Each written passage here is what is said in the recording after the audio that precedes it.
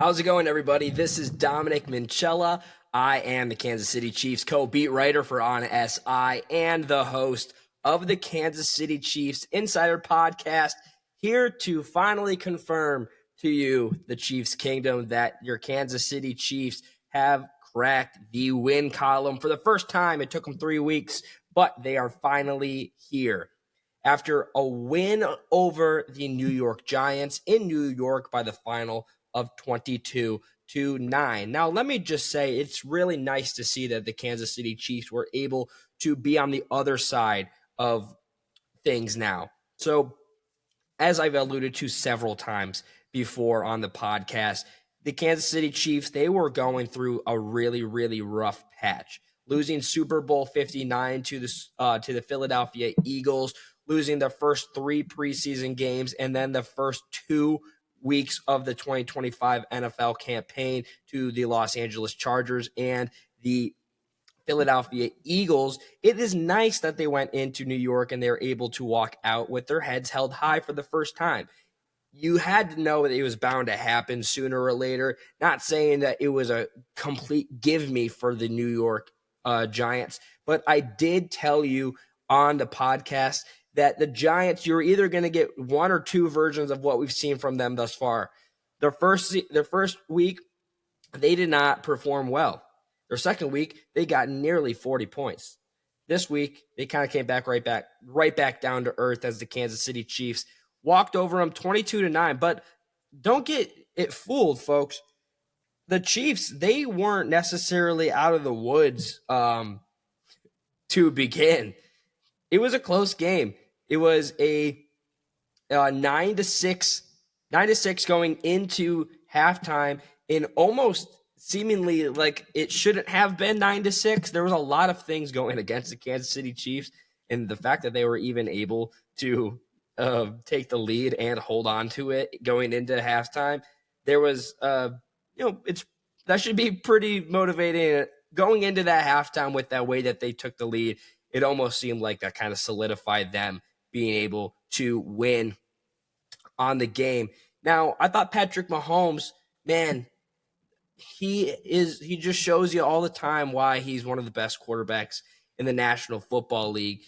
Through 22 completions, 37 attempts, 224 passing yards, average around 6 yards per play. Only threw 1 touchdown, 0 interceptions, and my favorite stat of them all, 2 sacks for 23 attempts.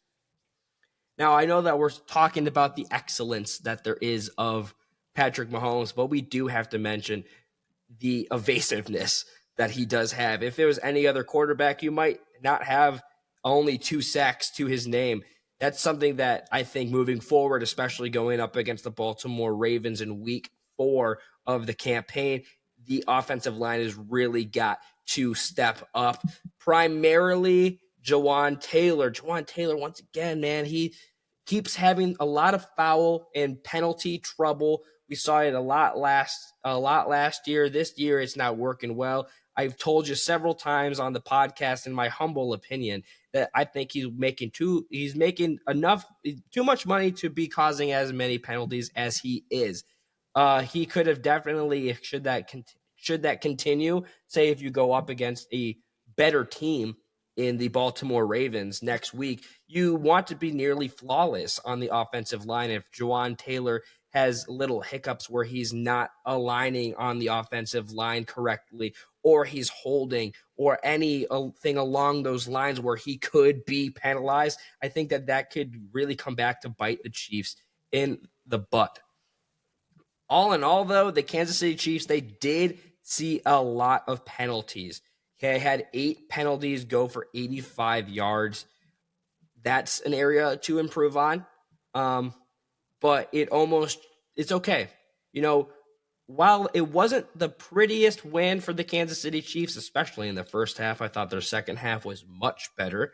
The way that they played, the way that the defense looked, less emotion from Travis Kelce and head coach Andy Reid. It seemed like everyone was kind of better, more on the same page in the second half of the game compared to how they were to begin their matchup. But one area that we did look in and talking about the offense, man, we were talking about the running backs and how that they needed to kind of step up. And I guess you could say that they stepped up. Isaiah Pacheco and Kareem Hunt both had 10 carries. Pacheco had a 45 rushing yard night, as Kareem Hunt had a 34 rushing yard night, but he also did score a touchdown. The longest rushing, though, for of those two was Pacheco with 10. Another guy with the one carry that he got, Nico Remigio, man. If they're going to be using him in that game, in that aspect of the game, I think his speed could really come in. I thought that was pretty cool, seeing he got a first down in the one carry that he had. But I mean, the star of the show for Kansas City tonight was Tyquan Thornton. Talked about it on Twitter. Be sure you're following me on Twitter so you can see reactions, live game, as well as post and repost. I do it every single day. Covering the Kansas City Chiefs. But Tyquan Thornton, man, 5 receptions, 71 receiving yards, averaged around 14.2 yards per reception. The longest reception was 33 yards. He was looking good for once. It kind of looked like he looked how he did in the preseason. And I know that he is a guy that I said to watch this season, and especially going into this game, because knowing that Xavier Worthy was out, you didn't see Jalen Royals. You're going through another week of just having this core of wide receivers. One of them had to step up, and thankfully it was a former second rounder. He looked a lot happier when he was asked off the field, and from what we see in the locker room and the post-game press conferences, these guys needed that win. You could tell that it made them happy. Defense-wise, I thought that things went well. Nick Bolton had a terrific game, 14 total tackles, 2 tackles for loss, 1 pass defended. George Karlaftis, he came out on full force, 10 total tackles, 4 quarterback hits, 1 quarterback sack. Jalen Watson was also out there looking good. Shamari Connor, as well as Chris Roland Wallace. 2 interceptions for the Chiefs tonight. Roland Wallace and Jalen Watson came for, I would say, a pretty important time. Nico Remigio, he was also utilizing kick returns. His 2 attempts, he had 41 yards. I think that that's a good aspect for the Kansas City Chiefs. One area that I do think that they should kind of pay attention to, but not like own in on, is Harrison Butker. A lot of inconsistency tonight that we didn't necessarily think would be happening, but he did score 10 points for the Chiefs. He was able to get things going. I guess we have become so accustomed, fans have, analysts have, accustomed to whenever the kicker is out there to get a field goal attempt, whether it be for 3 or 1 point. It's almost like, oh, they're going to get it. I guess you could take it with a grain of salt. Hopefully that doesn't become a trend where it didn't affect the game. They were able to hold on. I thought all in all, the Chiefs played like a team tonight. I think that moving forward, though, you shouldn't necessarily be super excited or super positive going into this game next week in Week 4 against the Baltimore Ravens. While the defense did hold the Giants to 9 points, it's a much different offense in Baltimore than it is in New York. I think that this whole practice sessions for leading up to this week is going to be crucial, because you're going to have to defend home turf. But with that, those are my initial reactions and review from the Week 3 victory of the Kansas City Chiefs over the New York Giants. I want to know what you guys have to say. Be sure you follow me over on X at Dom Minchella. I post and repost every single day. You're not going to want to miss any coverage of the Kansas City Chiefs as we get closer and continue on in the regular season.